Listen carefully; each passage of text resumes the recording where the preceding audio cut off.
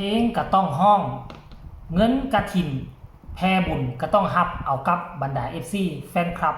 น้องธิดาลาวกับพี่สาวตระกูลศรีวิไลพากันสู้ซนขนาดเรื่องบุญสินกินทานบ่ให้แพ้ไผเลยสบายดี FC แฟนคลับทุกท่านที่เคารพและนับถือเป็นอย่างสูงมาพบกันในคลิปนี้ช่วงสายๆบ่ายๆท่านผู้ชม FC แฟนคลับบางคนก็จะถามว่าโอ้เจเบาลาวคือมาซ่าแท้เห็นคลิปการเคลื่อนไหวของลูกสาวธิดาลาวออกตั้งแต่โดนพูดแล้วว่าซันเดย์ก็คือเจเบาลาวหาก็กลับมาฮอดเฮือนมือเศร้านี่ก็คือไปงานแต่งงานหรือว่างานดองทางภาษาลาวเขาเอิ้นกันอยู่คนในบ้านนี่แหละห่างจากเฮือนเจเบาลาวไปประมาณ1 กิโลนี่ละก็ได้ถ่ายคลิปเก็บบรรยากาศอยากบอกว่าทุกคนเจเบาลาวไปพบไปพ่อนักห้องที่ไปห้องในงานแต่งน่ะเสียงมวนทั้งยิงทั้งทรายเลยมวนทั้งยิงทั้งทรายปานว่าบันทึกแผ่นออกมาจากห้องอัดเลยแต่ว่าหน้าตาเพิ่นอาจจะบ่งามแต่ว่าเสียงมวนขอบอกได้เลยว่าเสียงมวนอีหลีเดี๋ยวเอาไว้คลิปหน้าเจบ่เล่าจะเอาลงก็แล้วกันให้เจบ่เล่าไปเรียงตัดต่อให้มันแล้วสากลมาเข้าสู่หัวข้อหลักของพวกเรา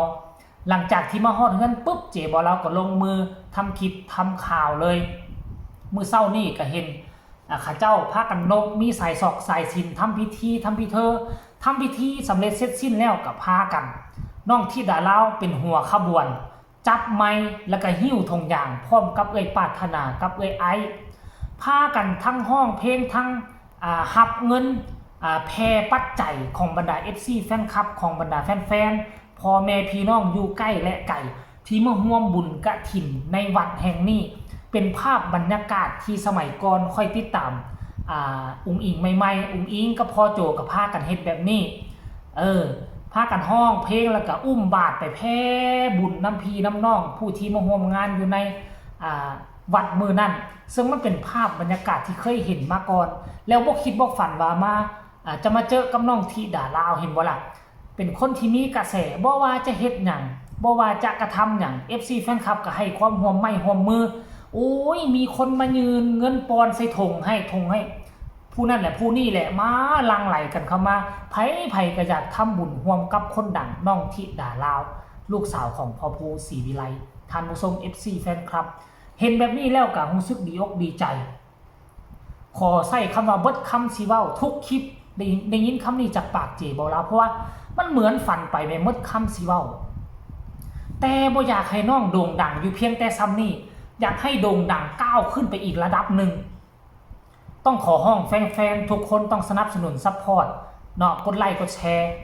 คลิปข่าวเกี่ยวกับน้องธิดาลาวให้หลายๆให้กระแสของน้องโด่งดังออกจากกรอบที่พวกเขามีอยู่นี่ปัจจุบันนี้ดังบ่กระดังอยู่ในกรอบซ้ำใดซ้ำหนึ่งของพวกเขานี่ละอยากให้โด่งดังให้กรอบมันแตกออกให้มันกระจายไปทั่วทุกอนุภาคของประเทศไทยรายละเอียดให้ทุกคนไปส้มคลิปนี้สากลขออนุญาตจากเจ้าของคลิปพ่อภูศรีวิไลแล้วจึงมาพ่อกันในช่วงต่อไปส้มพร้อมๆกันเลย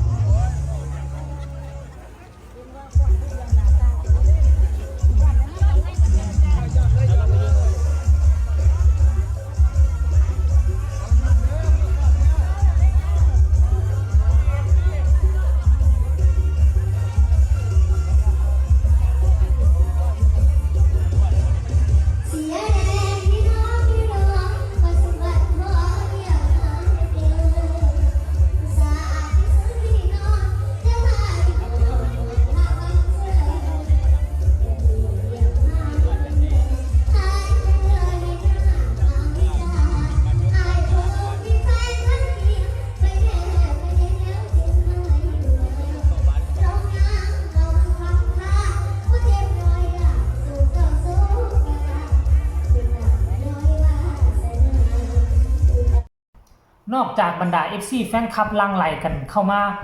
แพร่วัตถุปัจจัยแล้วก็ยังหลั่งไหลกันเข้ามาต่อแถวกันเข้ามาเนาะผู้นี้มาให้เงินร่วมบุญผู้นั้นมาขอถ่ายรูปพัดเปลี่ยนกันสลับซับเปลี่ยนกันป้าโถถือว่าเกินคาดหมายมื้อนี้เฮาก็เฮ็ดเอาบุญสากลมื้อหน้ามันจึงสิมีงานจ้างมันจึงสิมีงานรับเชิญเฮาต้องตอบแทนบุญแทนคุณพื้นแผ่นดินสยามสากลบ่ว่างานสวยบ่ว่างานอีหยังต่างๆงานสวยงานหาไปโลดไปเพื่อเป็นการโปรโมตตัวเองในตัวท่านผู้ชม FC แฟนคลับเฮ็ดบุญแล้วเฮาก็ได้บุญมานำแล้วอนาคตภายภาคหน้าเจ้าก็จะมีชื่อมีเสียงโด่งดังเปรียงปังจะมีเงินทองไหลมาเทมาบ่ต้องหวังเอาปัจจุบันนี้เฮาเฮ็ดเพื่อหวังเอาอนาคต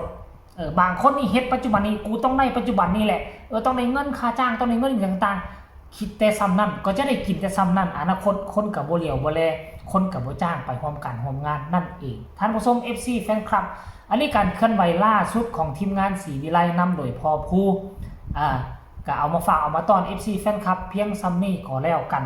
หากใครมีข้อสงสัยมีคำตำหนิติชมอยากประกอบคำคิดคำเห็นอยากซักถามก็สามารถส่งข่าวมาหาเจบ่ลาวทางใต้คอมเมนต์ก็แล้วกันฝากกดไลค์กดแชร์กดติดตามไว้แน่เพื่อจะบ่พลาดในคลิปต่อไปที่สำคัญอย่ากดข้ามโฆษณาพบกันใหม่ในคลิปหน้าสำหรับคลิปนี้ขอกล่าวคำว่าสบายดี